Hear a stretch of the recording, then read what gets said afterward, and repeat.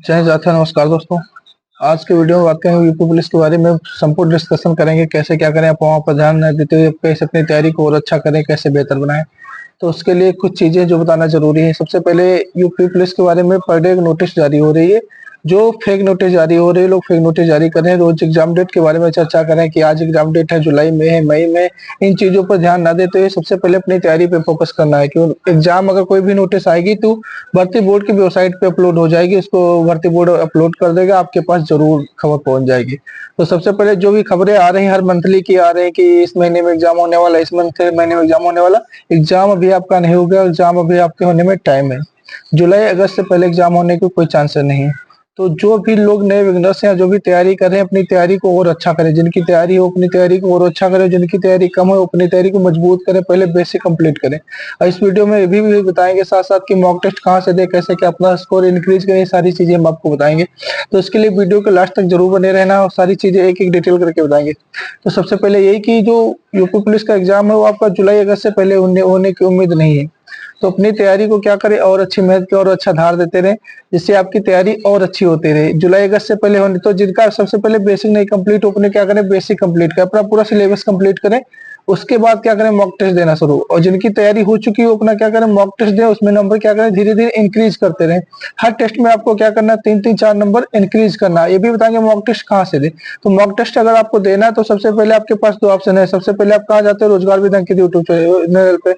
दूसरा आप दूसरी जगह जाते हो मॉक टेस्ट के लिए, टेक्स्ट बुक या कोई दूसरा ऑप्शन अपनाते हो। तो अगर आपकी तैयारी बहुत अच्छी नहीं है, आप रोजगार विद अंकित से मॉक टेस्ट दे रहे हो, तो आपका टेस्ट देने का कोई फायदा नहीं। क्योंकि वहां पे आप टेस्ट दोगे, आपके नंबर आएंगे नहीं, आपके रैंक नहीं आएगी, फिर आप क्या होगे डिमोटिवेट होगे, आपके पढ़ाई में मन नहीं लगेगा। तो सबसे पहले क्या करना है, ऐसे अगर आपकी तैयारी बहुत अच्छी है, बहुत अच्छी का मतलब बहुत अच्छे लेवल पर टॉपर में आपकी काउंटिंग है, तो रोजगार विद अंकित पे टेस्ट दे सकते हो। वैसे आप टेक्स्ट बुक पे टेस्ट दीजिए या दूसरे प्लेटफॉर्म पर टेस्ट दे सकते हैं, इसमें कोई डाउट नहीं है। लेकिन आपको करना क्या है, रोजगार विद अंकित पे भी टेस्ट नहीं देना है, आपको दूसरे प्लेटफॉर्म पे टेस्ट देना है। क्योंकि उस पे दोगे आप डिमोटिवेट हो गए, आपका नंबर इंक्रीज नहीं होंगे, फिर आप क्या करोगे पढ़ाई में मन नहीं लगेगा। इसलिए अभी अगर आपकी तैयारी बहुत अच्छी नहीं तो आप दूसरे प्लेटफॉर्म पे टेस्ट देके काम चला सकते हो, कोई दिक्कत नहीं। अगर अभी टेस्ट नहीं भी दोगे तब भी काम चल जाएगा। सबसे पहले आपका काम क्या है, अपनी बेसिक अपनी मैथ, रीजनिंग, हिंदी, जीएस इसको अच्छे से कंप्लीट कर लीजिए। एक बार अगर आप रीजनिंग और हिंदी को अच्छे से कंप्लीट कर लेंगे तो सिलेक्शन के बिल्कुल करीब हो जाएंगे। क्योंकि यूपी पुलिस में दो ही सब्जेक्ट का मेन रोल है, reasoning 55 question, Hindi 37 question, selection इन्हीं से होना है। तो इन दो सब्जेक्ट को ऐसा मजबूत करो, इतना अच्छा टॉपिक बना लो, इतने सारे टॉपिक पढ़ो, कोई भी टॉपिक ना छोड़ के जाओ। अपने आप को इतना मतलब तैयारी कर लो कि इस बार जाने ना पाए वैकेंसी यहाँ से। क्योंकि इतनी बड़ी वैकेंसी, इतनी बड़ी मात्रा में वैकेंसी कभी नहीं आएगी और ना ही निकट भविष्य में आने की उम्मीद है। ये आप सबके लिए लास्ट मौका है। तो इन चीजों को ध्यान में रखते हुए क्या करना है, आपको अपनी तैयारी मजबूत करनी है। और दूसरी बात यह है कि अभी बहुत सारे लोगों की तैयारी नहीं पूरी हुई ना, तो सिलेबस देखते बस ऐसे ही टांग में तैयारी को शुरू कर देते हैं। तो सबसे पहले जो नए बिगनर्स हैं उनके लिए सिलेबस देखना है। सिलेबस में सबसे ज्यादा आपको रीजनिंग और हिंदी पे फोकस करना है। रीजनिंग हिंदी पे अगर अच्छी तैयारी करोगे, पकड़ मजबूत कर लोगे, तो सिलेक्शन आपका आसानी से हो जाएगा। क्योंकि इन्हीं दो सब्जेक्ट जो है इनका वेटेज सबसे ज्यादा है यूपी पुलिस में, रीजनिंग का और हिंदी का। तो इन दो सब्जेक्ट पर ज्यादा महत्वपूर्ण फोकस करना है।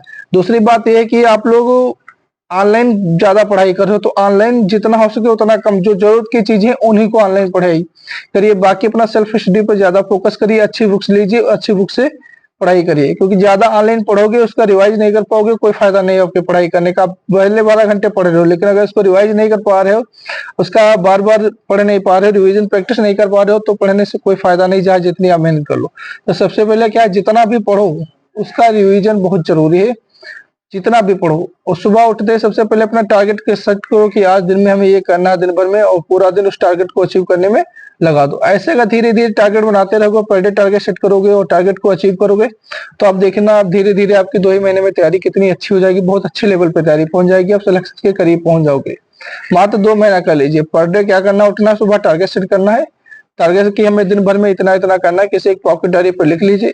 पूरा दिन उस टारगेट को अचीव करने में लगाइए कि आज हमें रीजनिंग के इतने टॉपिक पढ़ने हैं, मैथ इतना करना है, हिंदी में इतना करना है। मात्र आप 2 महीने करके देखिए आप में कितना क्रांतिकारी परिवर्तन होगा। बहुत दो चीजें होंगी जो धीरे धीरे चीजें क्या होंगी, कवर होने लगेंगी, आपकी हैबिटें भी सुधरने, जो आदतें हैं वो भी सुधर जाएंगी। और रात को एनालिसिस कीजिए शाम को कि आज हमने कितना टारगेट बनाया था, कितना अचीव किया, इसमें से कितना टाइम हमने बेस्ट किया, कितना टाइम अपने फ्यूचर के लिए दे दिया, कितना भविष्य के लिए दिया। ये सारी चीजें करोगे तो धीरे धीरे आप में क्या होगा, परिवर्तन आना शुरू हो जाएगा, फिर आप भी एक अच्छे लेवल पे पहुंच जाओगे, एक अच्छे व्यक्ति बन जाओगे, सफल व्यक्ति बन जाओगे। तो इसलिए टारगेट सेट करना लाइफ में बहुत जरूरी है। जो लोग टारगेट नहीं सेट करते हैं उनका कुछ नहीं हो सकता भविष्य में। टारगेट सेट करना बहुत जरूरी है, क्योंकि जितने भी अमीर आदमी, जितना भी बड़ा आदमी देखोगे टारगेट सेट करता है। वो सोने के चक्कर में नहीं रहते कि दिन भर सोए, 8 घंटा सोए, 6 घंटा सोए, 10 घंटा सोए। वो 4 घंटा सोता है, उसकी नींद पूरी हो जाती है। हम लोग क्या करते हैं, पूरा दिन सोते फिर भी नींद नहीं पूरी होती। क्यों नहीं पूरी होती? क्योंकि वो मन में बना हुआ है कि हाँ इतना सोना है। इसलिए नींद को कम कीजिए और टारगेट सेट कीजिए, टारगेट पर अपने फोकस कीजिए। दूसरी बात यह है, जो यूपी पुलिस के साथ साथ आप लोगों का आरपीएफ कांस्टेबल का भी फॉर्म पड़ा है, एसएससी जीडी का फॉर्म पड़ा है। ये तीनों फॉर्म आप लोगों के पड़े होंगे।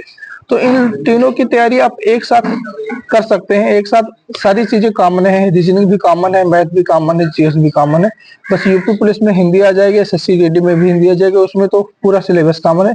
बस आरपीएफ में आपको जीएस पे और ज्यादा फोकस करना पड़ेगा। तो इन तैयारी की सबसे पहले अगर टारगेट सेट करना, तो सबसे पहले आपका एग्जाम कौन सा है? यूपी पुलिस का ही होगा।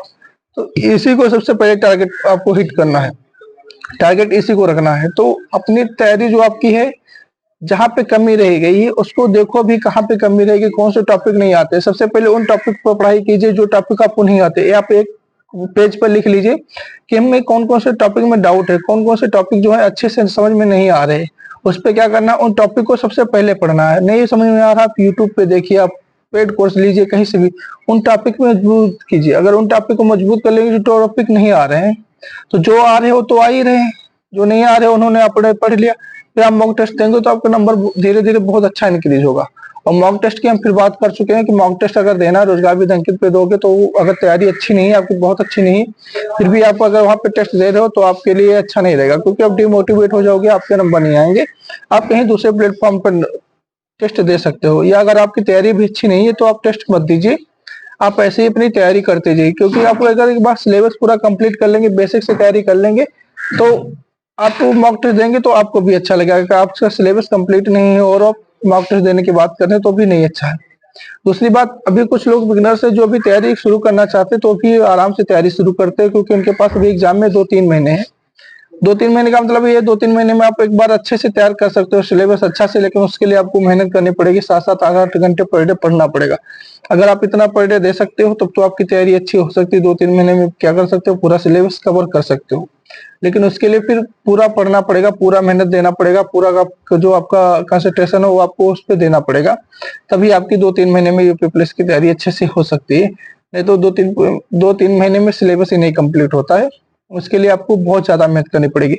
दूसरी बात ये कि अभी जो आपका टाइमिंग है, हाँ अफवाह है जो यूट्यूब पे पर डे फैल रही है। एक बात ये फिर से बोल रहे हैं कि आज ये 11 जुलाई को एग्जाम हो रहा है, कभी कोई एग्जाम नोटिस आ रही है, कोई एक पे ध्यान नहीं देना है।